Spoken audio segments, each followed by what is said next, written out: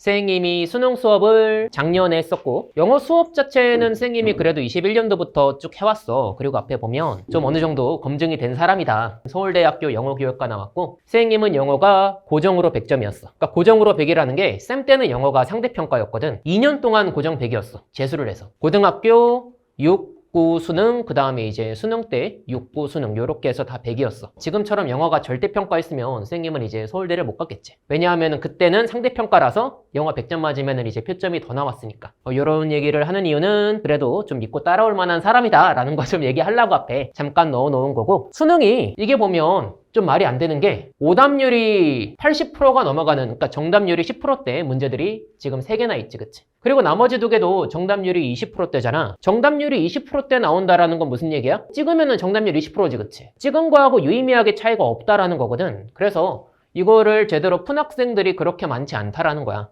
그만큼 어려웠던 문제라고 생각을 하면 되고, 요거랑 비슷한 정도로 요거보다 조금 더 어려웠던 게 이제 재작년에 6월, 그때는 몇 프로 나왔지? 1.78%가 나왔었어. 그때보다 조금 더 쉬운? 아닌 거의 비슷한 정도로 출제가 됐었던 것 같아. 그래서 이게 왜 이렇게 어려웠냐? 이 얘기를 잠깐 할 건데, 이게 어려웠던 이유는 쉽게 말해서 문해력을 좀 많이 요구했기 때문이야. 문해력이라는 게 약간 국어적인 능력이거든? 근데 평소에 애들이 글을 많이 안 읽어보잖아. 그래서 요즘에 뭐 문해력이 좀 떨어지는 이슈도 있다라고 생각을 하는데, 사실 수능 지문에서 문해력을 발휘하는 게 좀 어려운 게 우리가 쓸 수 있는 뇌 용량의 한계가 있잖아? 근데 애들이 보통 이제 해석 능력이 그렇게 좋지 않으면 뇌 용량의 한 80%가 문장 영어로 그 한국어를 일단 번역하는 데 쓰이고 있어. 그럼 나머지 이제 20%로 정보 처리하고 해서 그래 이제 문해력을 발휘를 해야 되는 거거든. 근데 그러니까 어렵지. 그래서 이게 똑같은 거라도 한글로 주면은 내가 읽어낼 수 있는데 영어로 주니까 해석의 뇌 능력이 많이 할당되다 보니까 이게 좀 어려워지는 거야.